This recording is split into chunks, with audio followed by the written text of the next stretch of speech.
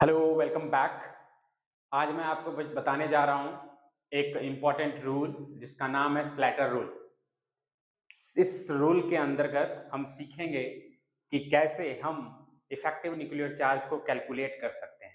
Okay, I hope आपको जरूर समझ आएगा। चलिए देखते हैं। कहता है स्लैटर रूल।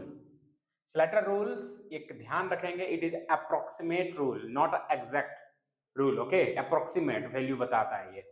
कहता है the rule which is used to calculate the effective nuclear charge experienced by an electron in a multi electron system. Slater rule एक ऐसा रूल है जो कैलकुलेट करता है, मतलब जिससे कि यूज करके हम लोग कैलकुलेट करेंगे इफेक्टिव न्यूक्लियर चार्ज जो एक्सपीरियंस होगा किसी एक इलेक्ट्रॉन के द्वारा। कैसे सिस्टम में? मल्टी इलेक्ट्रॉन सिस्टम में। ठीक है, चलिए। और स्लैटर रूल के हिसाब से जेड इफेक्टिव का जो फॉर्मूला होता है वो होता है जेड माइनस सिग्मा। ये जो सिग्मा है और कुछ नहीं है, शिल्डिंग कांस्टेंट है। जेड हमारा हो गया न्यूक्लियर चार्ज। तो यहाँ पे जो टर्म है nuclear charge and shielding constant, ये आया कहां से वो समझते हैं। तो देखिए, कहता है न्यूक्लियर चार्ज। तो न्यूक्लियर चार्ज क्या है? तो total positive charge present in the nucleus of an atom.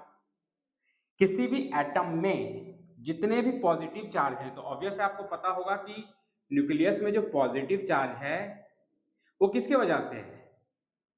वो प्रोटॉन की वजह से है। सिंपल सी बात है, प्रोटॉन ही तो पॉजिटिव होता है। तो प्रोटॉन जो पॉजिटिव चार्ज है जितने भी हैं वो सारे के सारे जिम्मेवार होते हैं न्यूक्लियर चार्ज के। वही मैंने लिखा यहाँ पे, it is due to the protons in the nucleus. ठीक है, चलिए। अब है, ये तो हो गया न्यूक्लियर चार्ज की कहानी। यहाँ पे शिल्डिंग कांस्टेंट। शिल्डिंग कांस्टेंट कहां से आया? शिल्डिंग इफेक्ट से आया, जिसे स्क्रीनिंग इफेक्ट भी कहते हैं। याद रखेंगे, शिल्डिंग कांस्टेंट जो कहां से आ रहा है? शिल्डिंग इफेक्ट से, जिसे एक और नाम से जानते हैं स्क्रीनिंग इफेक्ट। अब उसे समझते वो क्या कहलाता है। तो कहता है शिल्डिंग इफेक्ट क्या है? The reduction of attraction force between nucleus and outer electron due to inner electrons. कहने का मतलब, जो शिल्डिंग इफेक्ट है वो एक ऐसा इफेक्ट है जिसमें अट्रैक्शन फोर्स का रिडक्शन हो जाता है। किसके किसके बीच का अट्रैक्शन फोर्स रिडक्शन हो जाता है? न्यूक्लियस और इलेक्ट्रॉन के बीच का। क्यों हो जाता है भाई? तो due to inner electrons. Inner electrons का मतलब हुआ, इसका मतलब सिंपल अपनी दूसरी भाषा में समझ ले कि जैसे अगर आप अपने परिवार से दूर रहे तो ऑब्वियस है घर के अंदर, घर में जो रहेगा उसको ज्यादा लाड़ प्यार मिलेगा, जो थोड़ा सा दूर रहेगा उसको लाड़ प्यार थोड़ा कम हो जाएगा। तो ओवरऑल ये कहानी वही है शिल्डिंग इफेक्ट की। ठीक है, तो आपको ये जरूर आपको ऑफकोर्स यह समझ आ गया इफेक्टिव शिल्डिंग इफेक्ट क्या है, जेड इफेक्टिव क्या है, जेड क्या है। अब हम लोग यहाँ पे सीखेंगे स्टेप्स कि जिसकी मदद से हम लोग अप्रोक्सीमेट वैल्यू पता करेंगे इफेक्टिव न्यूक्लियर चार्ज की।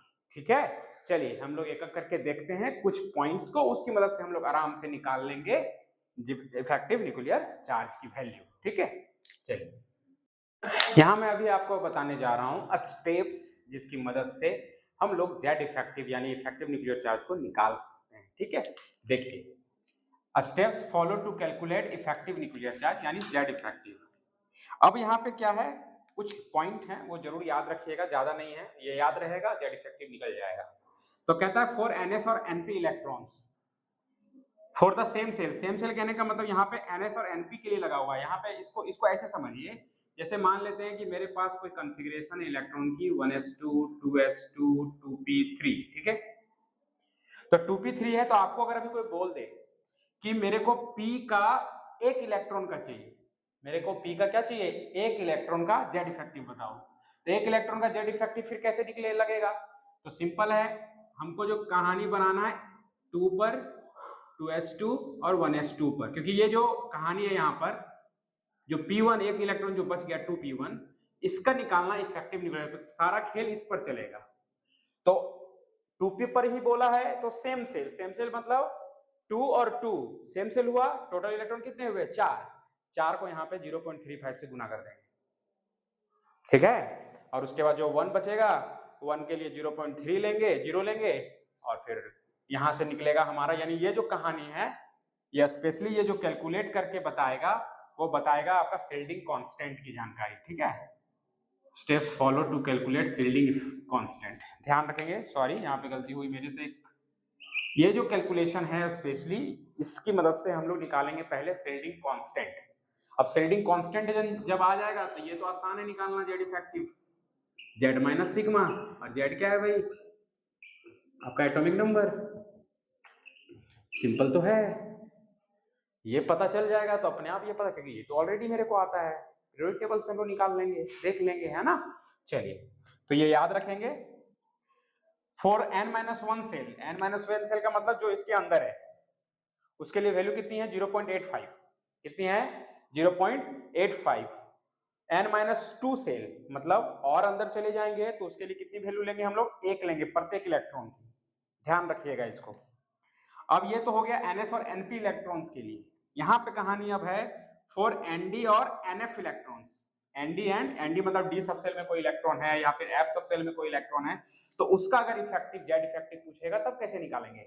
तो कहता है फॉर द सेम सेल, मतलब d का ही कोई पूछ दिया तो d में फिर जितने इलेक्ट्रॉन है उसका कैसे, उसका वैल्यू कितना लेंगे प्रत्येक इलेक्ट्रॉन के लिए, तो 0.35 से गुना करेंगे उसको, और उसके बाद डी और एफ के बाद जितना अंदर में कोई सेल प्रेजेंट होगा उसका सबका जोड़कर उसको किससे मल्टीप्लाई करेंगे, मात्र 1 से, ठीक है। और यहाँ तो for the outer S subshell का वैल्यू याद रखेंगे कि 0 लेते हैं, ठीक।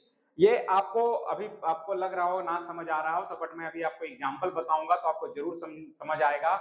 आई होप ये जरूर आप याद रखेंगे कुछ वैल्यूज को जो मैंने आपको यहाँ पे बताया।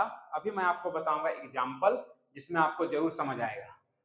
चलिए अब हम लोग आपको एग्जांपल से मैं आपको समझाता हूं कि कैसे जेड इफेक्टिव को कैलकुलेट करते हैं।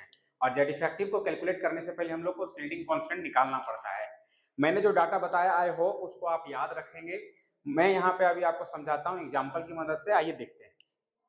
यहाँ पे कहता है गिवन एक मैंने कॉन्फ़िगरेशन लिया है और ये कॉन्फ़िगरेशन जो है आपका जेड बराबर 15 का है, और आपको पता है कि 15 किसका होता है, फास्फोरस का होता है, ठीक है।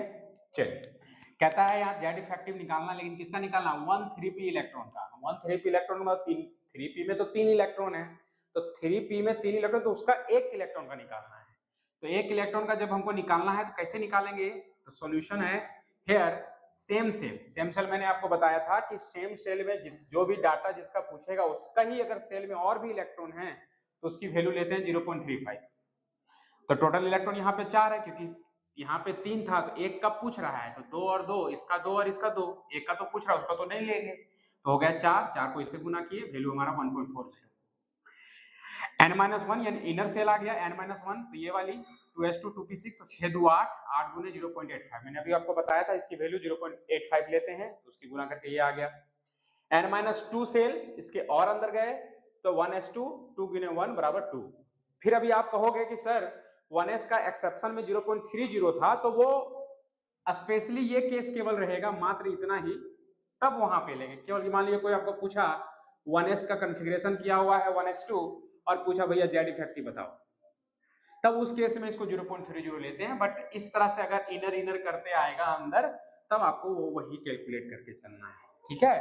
तो अभी देखिए क्या है, अब इन तीनों को हम जोड़ेंगे, तीनों को जब जोड़ेंगे तो वैल्यू हमारी 10.20, और ये हमारा है शिल्डिंग कांस्टेंट। ये हमारा क्या है, शिल्डिंग कांस्टेंट। और जैसे ही शिल्डिंग कांस्टेंट हमारा निकला, हम तुरंत बैठाएंगे फॉर्मूला जेड इफेक्टिव, जिसका होता है जेड माइनस सिग्मा।